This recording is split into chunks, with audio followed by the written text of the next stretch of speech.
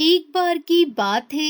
एक हरे भरे जंगल में टुनटुनी चिड़िया रहती थी। टुनटुनी अपने अच्छे व्यवहार और नेक दिल पक्षी के लिए जानी जाती थी। वो हमेशा खुश रहती थी और अपने दोस्तों के साथ मिलकर खेलती थी। टुनटुनी का सपना था कि वो एक दिन जादुई चॉकलेट की खेती करे जिसमें सभी पक्षी खुश रहें। एक दिन टुनटुनी की नजर जंगल में उड़ते उड़ते एक पुरानी किताब के पन्ने पर पड़ी। उसमें एक जादुई बीज का जिक्र था जो चॉकलेट के पेड़ उगाने की शक्ति रखता था। टुनटुनी की आंखों में चमक आ गई। उसने तुरंत निश्चय किया कि वो उस जादुई बीज को ढूंढेगी। टुनटुनी ने अपने दोस्तों जैसे कि खरगोश, बंटी कबूतर और भूरी चिड़िया को अपने साथ लिया। उन्होंने तय किया कि वो मिलकर उस जादुई बीज को खोजेंगे, लेकिन उन्हें पता था कि जंगल में कुछ खतरनाक प्राणी भी हैं, जैसे कि कालू कौवा और चील। कालू कौवा हमेशा दूसरों की खुशियों को छीनने की कोशिश करता था, जबकि चील अपनी तेज उड़ान और तेज नजर के लिए जाना जाता था। जब टुनटुनी चिड़िया उसके दोस्त जादुई बीज की खोज में निकले तो कालू कौवा और चील ने उन्हें देख लिया और उन्होंने सोचा, अगर ये टुनटुनी चिड़िया जादुई चॉकलेट की खेती कर लेगी तो हमें खाने के लिए कुछ नहीं बचेगा। हमें इसे किसी भी तरह रोकना होगा।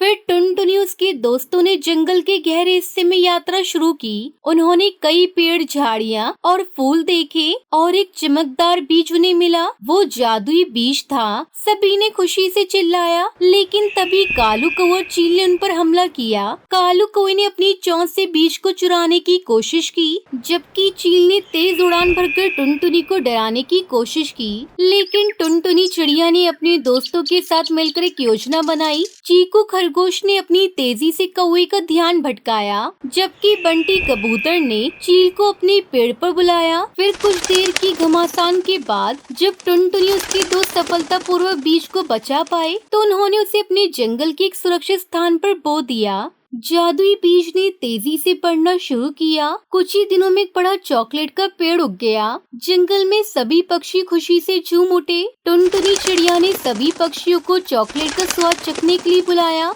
सभी ने मिलकर जश्न मनाया, लेकिन कालू कौवा और चील ने सब दूर से देखा और जलते रहे। उन्होंने फैसला किया कि वो टुनटुनी की खुशियों को चुराएंगे। एक रात कालू कौवा और चील ने मिलकर योजना बनाई। उन्होंने चॉकलेट के पेड़ को नुकसान पहुंचाने की कोशिश की, लेकिन टुनटुनी ने अपने दोस्तों के साथ मिलकर एक सुरक्षा व्यवस्था बनाई। उन्होंने चॉकलेट के पेड़ के चारों एक घेरा बनाया और सभी पक्षियों को सतर्क कर दिया। जब कालू कौवा और चील ने हमला किया तो सभी पक्षी एकजुट हो गए। उन्होंने मिलकर दुश्मनों का सामना किया। टुनटुनी ने अपने दोस्तों को प्रेरित किया और सभी ने मिलकर कालू कौवे और चील को जंगल से बाहर भगा दिया। दोस्तों, हमने कर दिखाया, हम जीत गए। अब हमारी चॉकलेट की खेती हमसे कोई नहीं छीन सकता। दोस्तों, मैंने सोचा है हम अपने जंगल में एक मेला लगाएंगे जिसमें दूर दूर से हर जंगल के पक्षी आएंगे और उन सब पक्षियों को हम अपनी चॉकलेट चखाएंगे। अगर उन्हें पसंद आ गई तो हम उनसे ऑर्डर लेंगे। इस तरह हम चॉकलेट बेचकर अपनी जिंदगी अच्छे से गुजार सकते हैं।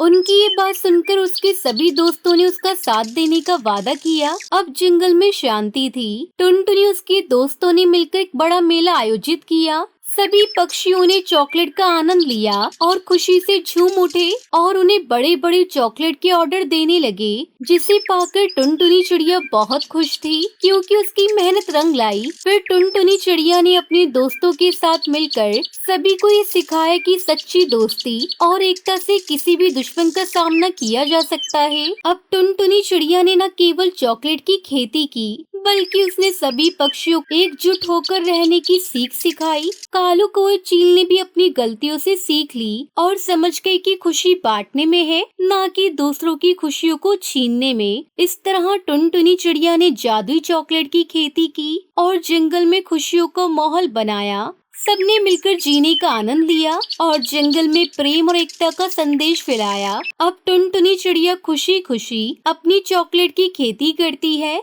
इस कहानी में टुनटुनी चिड़िया ने अपने दोस्तों के साथ मिलकर न सिर्फ जादुई चॉकलेट की खेती की, बल्कि अपने दुश्मनों को भी समझाया कि असली खुशी बांटने में है। अपनी सहयोग और सच्ची दोस्ती से हर मुश्किल का सामना किया जा सकता है।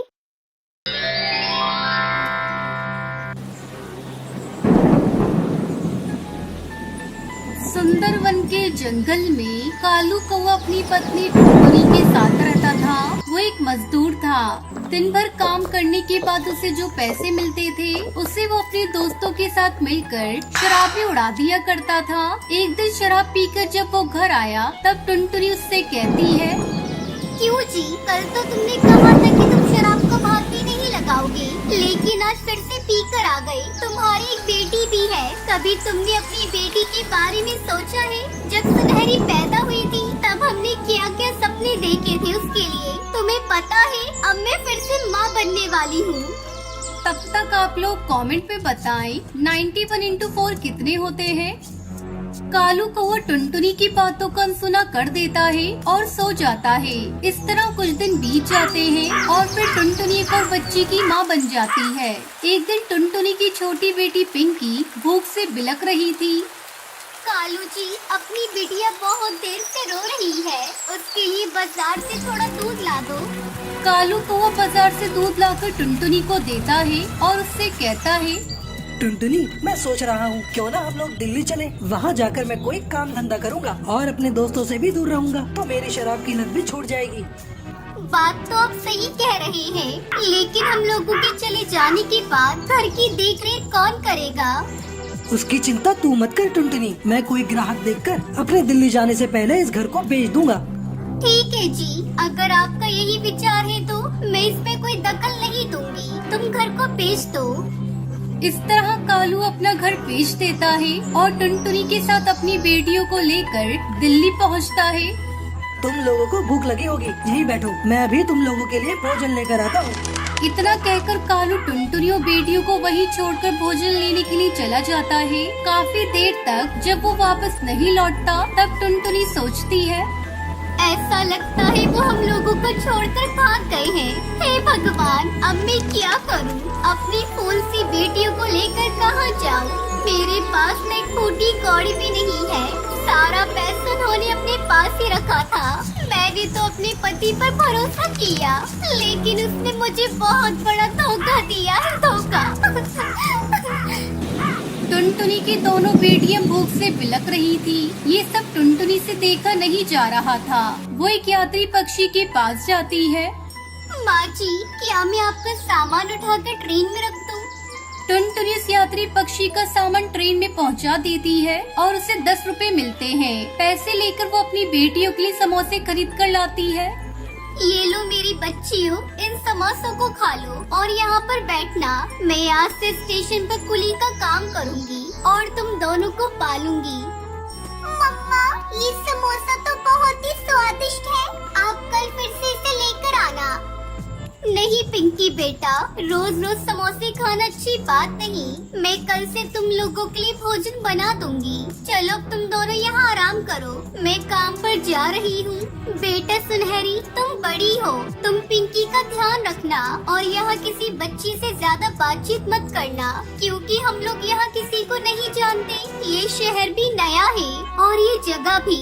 और अगर तुम्हारे पापा आ जाए तो उन्हें बिठाकर यहाँ रखना और उनके साथ इधर उधर मत जाना।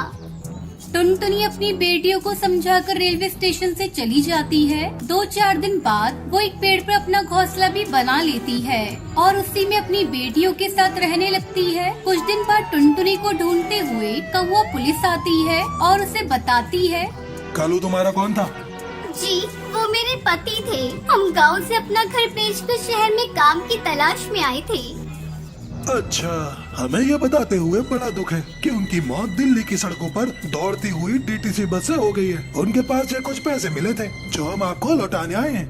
टुनटुनी उन पैसों को ले लेती है और उसे कालू के जाने का बहुत दुख होता है, लेकिन वो करती भी क्या, इसलिए वो कुली का काम करके बहुत खुश थी और खुशी खुशी अपनी बेटियों के साथ रहने लगती है।